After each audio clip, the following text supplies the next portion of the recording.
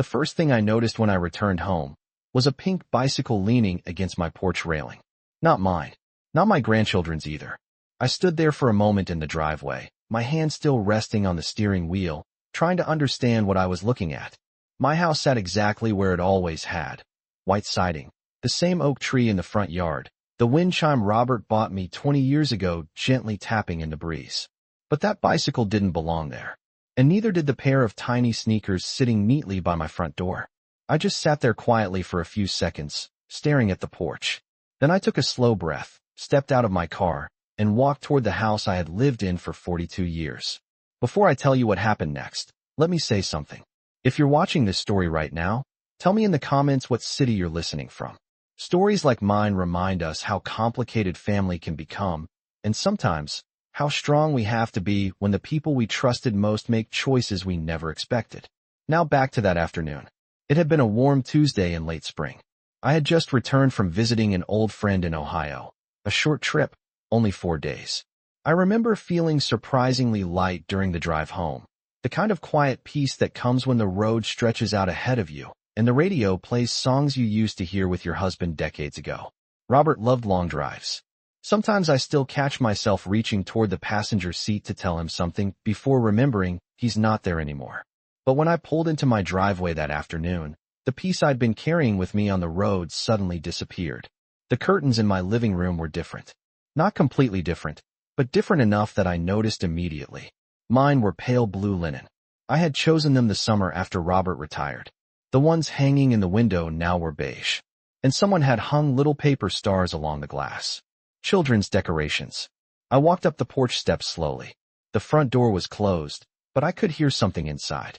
A television. Cartoons, from the sound of it. And then I heard a child laugh. A small, bright laugh that echoed through the hallway of the home my husband and I had built together piece by piece over 4 decades. I reached for my key, but before I could even unlock the door, it opened from the inside, and a woman I had never seen before was standing in my kitchen. For a moment, neither of us said anything. The woman standing inside my kitchen looked about 35, maybe 40. She had dark hair pulled into a loose ponytail, and she was holding a ceramic mug I immediately recognized. It was one of mine. A white mug with tiny blue flowers around the rim. Robert and I had bought the set during a trip to Vermont almost 20 years ago. She looked at me with the same polite confusion someone might show a stranger who had accidentally knocked on the wrong door. "Hi," she said slowly. "Can I help you?" Her voice was calm, friendly even, but my mind wasn't catching up to the moment yet. I stood there on my own porch, my overnight bag still hanging from my shoulder, staring past her into my house. Everything looked familiar, and wrong at the same time. My hallway table was still there. The small lamp with the beige shade was still sitting exactly where I had left it. On the wall, the framed photograph of Robert and me on our 25th anniversary still hung in its usual place. But there were things that didn't belong. A bright red backpack lay on the floor near the couch. A stuffed dinosaur sat on the armrest of my chair. And somewhere deeper inside the house, I could still hear the sound of a cartoon playing on the television. The woman followed my gaze and shifted slightly, as if she was beginning to feel uncomfortable. "Are you looking for someone?" she asked. I blinked and finally spoke. I think," I said slowly, "you might be in my house." She frowned, just a little at first. Then she gave a small, awkward laugh. "Oh," she said, shaking her head gently. "I think there must be some kind of mistake." Behind her, a man stepped into view from the living room. He looked to be around the same age as her, wearing a gray t-shirt and holding a small plastic toy car in one hand. 2 children followed him, 1 boy and 1 little girl, both maybe under 10 years old. The little girl was the one holding the remote control. The boy looked at me with open curiosity, the way children often do when they see someone new. The man stopped when he saw me standing in the doorway. "Everything okay?" he asked the woman. She turned slightly toward him. "This lady says this is her house," she said. He looked at me, then at the driveway behind me, and back again. For a brief second, something like concern crossed his face. But then he spoke in a calm, careful voice. "Ma'am," he said politely, "we actually live here now." Those 4 words settled into the air between us like something heavy. "We live here now." I didn't raise my voice. I didn't step forward. I just stood there quietly, holding my bag, looking past them into the living room I had decorated myself 40 years earlier. Then I said the only thing that made sense to me. That's not possible, I told him gently. Because I've lived here since 1982. For a few seconds, no one spoke. The man shifted his weight slightly, still holding the small toy car in his hand. The children stood quietly behind him now, watching the situation with the kind of curiosity kids have when adults start talking in serious voices. The woman in my kitchen set my mug down on the counter. I think we should clear this up, she said carefully. Then she looked back at me. Ma'am, we bought this house last month. Her tone wasn't rude. It wasn't defensive either. If anything, she sounded like someone trying to explain a misunderstanding. But her words made my chest feel strangely hollow. Bought this house. I glanced past them again, letting my eyes move slowly through the familiar space. My couch was still there. The old oak coffee table Robert had insisted on building himself during the winter of 1995 was still sitting in front of it. I could even see the tiny scratch on the corner where he had dropped his hammer while finishing it. But there were new things everywhere now. Bright plastic toys on the rug, colorful drawings taped to the refrigerator, a small backpack hanging from the chair at the dining table. It was like someone had quietly placed another life on top of mine. I stepped inside the doorway, just one step. No one stopped me. The man raised his hands slightly, not in anger, but in that cautious way people do when they're trying to keep a situation calm. Ma'am, he said gently, we're not trying to cause any trouble. I'm sure you're not, I replied. My voice sounded steady, even to me, but my mind was moving slowly, carefully, trying to understand what I was hearing. You said you bought the house? I asked. The woman nodded. Yes, about 5 weeks ago. The man walked toward a small desk near the living room wall and opened a folder. I can show you the paperwork if that helps, he said. He pulled out a few printed documents and held them in both hands. Even from a distance, I could see the official-looking stamps and signatures on the pages. For a moment, I didn't move. Then I stepped forward and took the papers. The top page was a property sale agreement. The address was correct. My address. My eyes moved slowly down the page. Buyer names. Their names. Purchase date. 5 weeks ago. Then my eyes reached the line near the bottom. Seller. And that's when the room seemed to go very quiet. Because the name printed there was my son's. I stared at the name for a long moment before saying anything. My son's name. Printed clearly on the line labeled seller. For a second, my mind tried to find another explanation. Maybe there was another man with the same name. Maybe it was some kind of paperwork mistake. But the longer I looked at it, the clearer it became. It wasn't a mistake. It was Daniel, my son, the man who used to ride his bicycle up and down this same driveway every summer afternoon when he was a boy. The same boy who used to sit at that kitchen table doing homework while I made grilled cheese sandwiches after school. I slowly lowered the papers. The couple standing in front of me watched my face carefully, like people who could tell something serious had just changed but didn't yet know exactly what it was. The man spoke first. Is something wrong? He asked gently. I took a slow breath before answering. The person who sold you this house, I said, tapping the page lightly, is my son. Both of them blinked in surprise. The woman glanced at the document, then back at me. Your son? She repeated. Yes. The room felt very still. Behind them, the little girl had turned the television volume down. Even the children seemed to understand that the adults were talking about something important now. The man rubbed the back of his neck, clearly uncomfortable. Well, we worked with a real estate agent, he explained. Everything went through legally. Inspections, contracts, closing, the whole process. I believe you, I said. And I meant it. They didn't look like people trying to trick anyone. They looked like a young family who had just bought their first home. I had seen that look before. Robert and I had worn the same expressions when we bought this place back in 1982. We had walked from room to room that first night talking about where we would put the couch, how we might repaint the kitchen cabinets, how someday we might even hear children running through the hallway. And eventually we did. Daniel's footsteps had echoed through these floors for years. I looked down again at the contract in my hands. 5 weeks ago. That meant the house had been sold while I was still living here.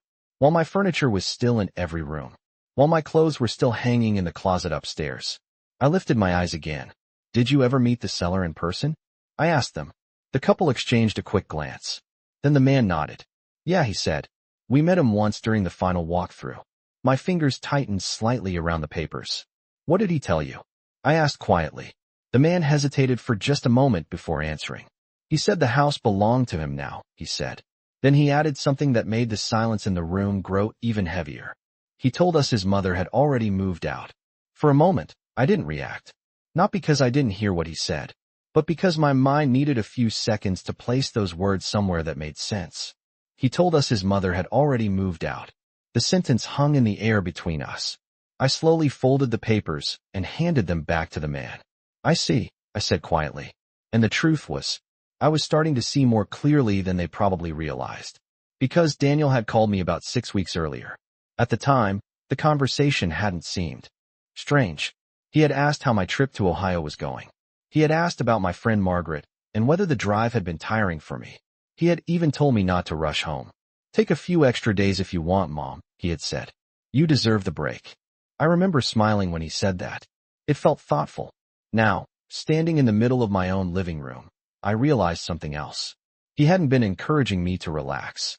He had been making sure I stayed away. The man in front of me cleared his throat. Look, we had no idea about any of this, he said carefully. If something isn't right here, we definitely want to help figure it out. His wife nodded quickly. Yes, of course. We wouldn't want to be in someone else's home by mistake. Their sincerity was easy to see. They weren't the ones who had betrayed me. They were just a young family who believed they had bought a house the normal way. I looked around the room again. My living room. But no longer my quiet living room. A plastic train track ran across the rug now. A small pair of socks sat on the arm of the couch. A child's drawing was taped to the wall near the hallway. A bright crayon picture of a yellow house with a smiling sun above it. Children had already begun building memories here, which made the situation even heavier. The little boy stepped forward slightly and looked up at me. Are you our neighbor? He asked. His voice was small and curious. I gave him a soft smile. No, I said gently. Then I looked back at his parents. This is my house. They both went quiet again. Finally, the woman spoke. Maybe we should call the real estate agent, she suggested. That might be a good idea, I said. But even as I said it, I already knew something they didn't. This wasn't a misunderstanding with paperwork. This wasn't a mistake made by an agent. This had started much closer to home. And there was only one person who could explain it. My son. I stepped back out onto the porch for a moment. Not because anyone asked me to, but because suddenly the air inside the house felt a little too heavy. The late afternoon sun was still hanging. Over the street, casting long shadows across the front yard Robert had spent years taking care of. The grass was freshly cut, clearly not by me, and the flower beds near the walkway had been rearranged. Someone had planted bright yellow daisies where my roses used to grow. I rested my hand on the porch railing and took a slow breath. 42 years. That's how long I had lived in this house. Robert and I bought it in the spring of 1982. At the time, it felt enormous compared to the small apartment we had been renting. I still remember the first night we slept here. We didn't even have proper curtains yet, and the living room echoed because we only owned 2 pieces of furniture. But we were proud of it. Robert used to stand in the driveway after mowing the lawn and say, "Not bad for a mechanic and a school secretary." Over the years, the house slowly filled with life. Birthday cakes on the kitchen table. Christmas lights along the porch. Daniel's science projects scattered across the dining room floor. I blinked and brought myself back to the present. Inside the house, I could hear the couple speaking quietly on the phone, most likely calling their real estate agent like they had mentioned. They sounded nervous. And honestly, I didn't blame them. A few minutes later, the front door opened behind me. The man stepped outside. "Ma'am," he said gently. "Our agent isn't answering right now. We left a message, though." "That's all right," I replied. He hesitated for a moment before asking the question that had clearly been on his mind. "If you don't mind me asking, how could your son sell the house if it wasn't his?" It was a fair question, and the truth was, I had been asking myself the same thing. For the past few years, Daniel had helped me with certain paperwork. After Robert passed away, there were a lot of documents I didn't always fully understand. Insurance letters, property tax forms, bank statements. Daniel had always told me not to worry. "I'll take care of it, Mom," he would say. And I believed him. Because that's what mothers do. They trust their children. I looked out across the quiet street for a moment before answering. "I suppose," I said slowly, "that's exactly what I need to find out." Then I reached into my purse and pulled out my phone. There was only one call that mattered right now. I scrolled down my contacts until I found his name. Daniel. My son. For a few seconds, I stared at the screen before pressing the call button. The phone rang once, then twice, then a third time. Finally, someone answered. Hey, Mom.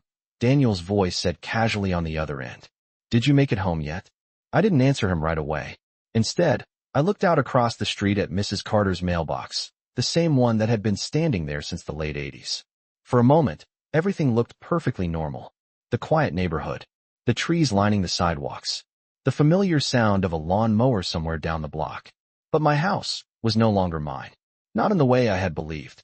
Mom, Daniel said again on the phone. You there? Yes, I replied calmly. I'm here. There was a short pause on the line. So, he continued, sounding relaxed. Did you make it back from Ohio all right? Yes, I said. Another pause. Then I added, very gently. I'm standing in front of the house right now. Good, he said quickly. That's good. But I noticed something small in his voice then. A tiny shift. The kind that happens when someone suddenly realizes a conversation isn't going where they expected. I rested my hand on the porch railing and continued speaking in the same quiet tone. Daniel, I said, there's a family living in my house. Silence. Not the kind where someone is thinking about what to say. The kind where someone is deciding what they should say. Finally, he exhaled slowly. Mom, I was going to talk to you about that. I nodded to myself. I see. Behind me, the front door opened again, and the man from inside stepped out onto the porch. He stayed a few feet away, clearly not wanting to interrupt, but close enough that he could hear part of the conversation. Daniel continued speaking. You remember those documents I helped you sign last year? About the property? Yes, I said. I explained everything at the time, he replied quickly. You said you trusted me to handle it. I thought back to those papers. There had been quite a few of them. Forms, letters, a few things from the county office. Daniel had told me they were just updates for the property records after Robert passed away. Nothing complicated, nothing urgent. At least, that's what I remembered him saying. I trusted you, I said quietly. Exactly, he replied. And I handled it. His voice sounded almost relieved now, as if he believed the explanation was already enough. But then he added something that made the air feel colder around me. You weren't really using the whole house anymore, Mom. It's a big place for just one person. I said nothing. So we thought it would make more sense to sell it. He continued. You can move somewhere smaller. Somewhere easier to manage. Somewhere easier to manage. I looked through the front window of the house. The little girl inside was sitting cross-legged on the floor watching television. My television. I spoke again, my voice still calm. You sold my house, I said. Daniel hesitated. Then he said the words plainly. Yes, Mom. And then, almost as if he expected me to agree with him, he added, it was the practical decision. For a moment, I simply held the phone in my hand and listened to the quiet street around me. It was the practical decision. Those were the words my son had chosen. Not I'm sorry. Now we should have talked first. Just practical. I watched a car pass slowly at the end of the block before I spoke again. Daniel, I said calmly, when exactly did you decide to sell my house? There was a small pause. Well, it wasn't just my decision, he replied. Melissa and I talked about it for a while. Melissa, my daughter-in-law. I should have expected that. When? I asked again. A couple months ago, he said. After we looked at the property taxes and the maintenance costs. The place is old, Mom. The roof will probably need work soon. The plumbing. I wasn't asking about the house, I interrupted gently. I was asking when you decided to sell something that didn't belong to you. The man standing a few feet away on the porch shifted slightly, but remained quiet. On the phone, Daniel sighed. Mom, you're making this sound worse than it is. I didn't answer. We already set aside money for you, he continued quickly. A really nice senior community about 30 minutes away. They have activities, meals included, transportation services, everything. I closed my eyes for a second. A senior community. So that had been the plan. While I was visiting my friend in Ohio. While I was driving through 3 states thinking about the garden I planned to plant this summer. My son and his wife had already decided where I would live. Without asking me. Without telling me. Inside the house behind me, I heard the little boy laugh again as the cartoon continued playing. Life going on. Daniel kept talking. You'll actually like it there, he said. It's smaller, easier. And honestly, Mom, this house is just too much for you now. I opened my eyes and looked at the front door. The door Robert had painted himself every few years. The same door where Daniel had stood on his first day of kindergarten, holding a tiny backpack. Too much for me. Daniel, I said quietly. Yes. Where are my things? Another pause. They're safe, he replied quickly. Don't worry about that. Where are they? In storage right now, he said. Just temporarily. We had to move everything out before closing. Move everything out. So that's why the house looked so different. Not just because another family had moved in. Because my life had already been packed into boxes somewhere. I rested my hand on the porch railing again. Then I asked the question that had been slowly forming in my mind since I first saw that pink bicycle. Daniel, I said softly. Yes. Did you ever plan to tell me before you sold my house? The line went quiet. And for the first time since the conversation started, my son didn't answer right away. The silence on the phone stretched longer this time. Long enough that I could hear a bird somewhere in the maple tree beside the driveway. Long enough that the man standing near me on the porch shifted his weight again, pretending to look down the street to give me privacy. Finally, Daniel spoke. Well, we were going to talk about it eventually, he said. Eventually. That word landed strangely. I nodded to myself even though he couldn't see me. I understand, I said quietly. But the truth was, I was beginning to understand something much bigger than just the sale of the house. Daniel had not made a quick mistake. This had been planned. The storage unit, the senior community, the closing papers, all of it had been arranged step by step. While I believed my son was simply helping me manage paperwork after Robert passed away. Mom, Daniel continued, his voice sounding slightly impatient now. You have to look at the bigger picture here. I rested my hand on the porch column and waited. You were living alone in a big house, he said. Melissa and I were worried about you. What if something happened? What if you fell? What if you needed help? Concern. That was the word he was trying to build his explanation around. But there was something missing from it. Because real concern usually comes with a conversation. Daniel, I said calmly, how much did you sell the house for? He hesitated again. Then he answered, $480,000. The number didn't surprise me as much as it might have years ago. Property values in our neighborhood had been climbing for a while. Still, hearing it said out loud made something inside me settle into place.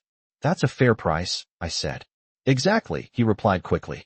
It was actually a really good deal for everyone. For everyone. I looked through the living room window again. The little boy had built a small tower with toy blocks on the floor. His sister was sitting beside him now, helping stack them higher. They looked happy. And again, I felt that strange mix of emotions. They were innocent in this. They had simply bought a home. Mom, Daniel said.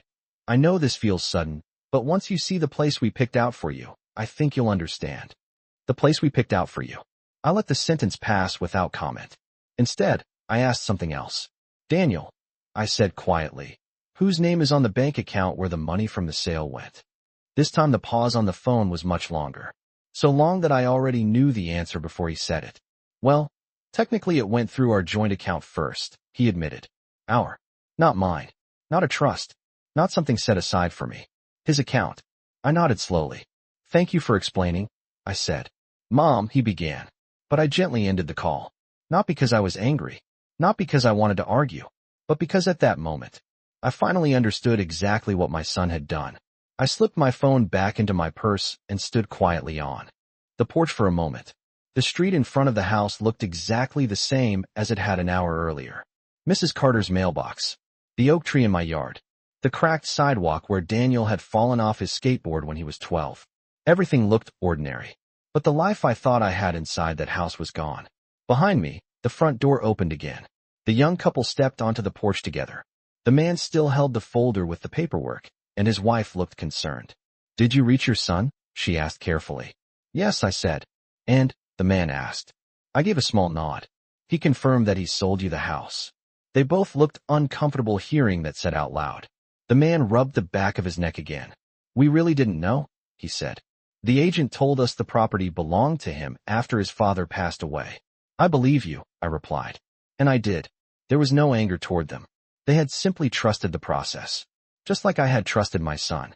The woman hesitated before speaking again. Is there anything we can do to help? She asked. It was a kind offer. But the truth was, there wasn't anything they could fix. This problem had started long before they ever walked through the front door. I looked past them into the living room once more. My living room. Or at least the room that used to be mine. The children were still playing on the floor, building something tall with their blocks now. The tower leaned slightly to one side, but they kept adding pieces carefully, trying to balance it. I watched them for a second before turning back to their parents. "No," I said gently. "There's nothing you need to do." They both seemed unsure what to say next. Finally, the man spoke again. "We'll keep trying to reach the agent," he said. "If there's some mistake with the paperwork." "It isn't a mistake," I replied softly. They went quiet, because by now we all understood the same thing. The paperwork had been done exactly the way someone intended. The only question left was whether that person had the right to do it. I adjusted the strap of my bag on my shoulder and stepped down from the porch. "Thank you for speaking with me," I said. The woman looked surprised. "You're leaving?" she asked. "For now," I answered.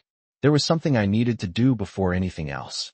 Something Robert had insisted on years ago, even when I told him it probably wasn't necessary. "Just in case," he had said at the time. At the bottom of the driveway, I turned back once more and looked at the house. Then I reached into my purse and pulled out my phone again. This time, I didn't scroll to Daniel's name. I scrolled to someone else. The number was saved under a very simple title. "Mr. Harris, attorney." Mr. Harris answered on the third ring. "Law office of David Harris," he said in the same steady voice I remembered. "Hello, David," I said. There was a brief pause on the line. Then his tone changed slightly. "Margaret," he said, "is everything all right?" I hadn't spoken to him in almost 2 years. The last time we met had been a few months after Robert passed away. Robert had insisted we sit down with Mr. Harris to review all the legal documents. Just to keep things organized, he had said. At the time, I remember telling him we probably didn't need to worry about that kind of thing. Robert had only smiled and replied, "Trust me, Maggie. It's better to have everything clear." Standing at the end of my driveway now, I was very grateful for that conversation. "David," I said calmly, "I'm standing outside my house right now, and there's a family living inside." There was silence for about 2 seconds. Then he asked the question any good attorney would ask first. "Did you sell the property?" "No," I answered. "Did you sign any documents transferring ownership recently?" "Not that I'm aware of." Another pause. Then I added the detail that mattered most. "My son sold the house." On the other end of the phone, I could hear the faint sound of papers being moved across a desk. "Your son?" Mr. Harris repeated. "Yes." "Did you grant him power of attorney?" "No." "Did you sign a deed transferring ownership to him?" "Absolutely not." The tone of his breathing changed slightly after that. Not alarmed. More like focused. "Margaret," he said carefully, "do you remember the trust Robert established before he passed?" "Yes," I said. Robert had set it up about 5 years before he died. At the time, he explained it in simple terms. "It keeps the house protected," he told me. "No one can sell it without your authorization while you're alive." I hadn't thought about that document in a long time. But Mr. Harris clearly had. "I'm looking at the file right now," he said. The next thing he told me made something deep in my chest settle. "Your son cannot legally sell that property." I looked back at the house. Through the front window, I could still see the children's block tower standing in the middle of the living room. "But he already did," I said quietly. Mr. Harris replied immediately. "No," he corrected gently. "He attempted to. There is a difference." I didn't say anything for a moment. Then I asked the question that had been waiting quietly in my mind since I first saw that pink bicycle on my porch. "So what happens now?" Mr. Harris answered without hesitation. "Now," he said calmly, "we fix this." The next few weeks passed quietly. Much quieter than I expected. Mr. Harris moved quickly once he reviewed the documents. Within days, he had filed the necessary paperwork with the county and contacted the title company that handled the sale. As he explained it to me later, the situation was actually very simple from a legal standpoint. The house had been placed in a trust years earlier, one Robert created specifically to make sure the property stayed protected while I was alive. Because of that trust, no one, not even our own son, had the legal authority to sell it without my written approval. And I had never given that approval, which meant the contract Daniel signed wasn't valid. It took some time for everything to work through the proper channels, but eventually the outcome was clear. The sale was reversed. The title company refunded the buyers, and the family that had briefly lived in my house was given time to find another place. Before they moved out, the couple came to see me one last time. They stood in the living room looking embarrassed, even though none of this had been their fault. "We're really sorry about everything that happened," the woman told me. "You don't need to be," I said gently. They had simply trusted the wrong person. The same mistake I had made. A few days later, the moving truck pulled away from the driveway, and the house grew quiet again. When I walked through the front door that evening, it felt strangely familiar and strangely empty at the same time. Most of my things were still in storage, so the rooms echoed the way they had the first night Robert and I moved in back in 1982. I stood in the living room for a long moment. The sunlight was coming through the window just the way it always had in the late afternoon. And for a second, I could almost hear Robert's voice in the kitchen asking if I wanted coffee. But the biggest change in all of this wasn't the house. It was Daniel. My son never came to see me after everything happened.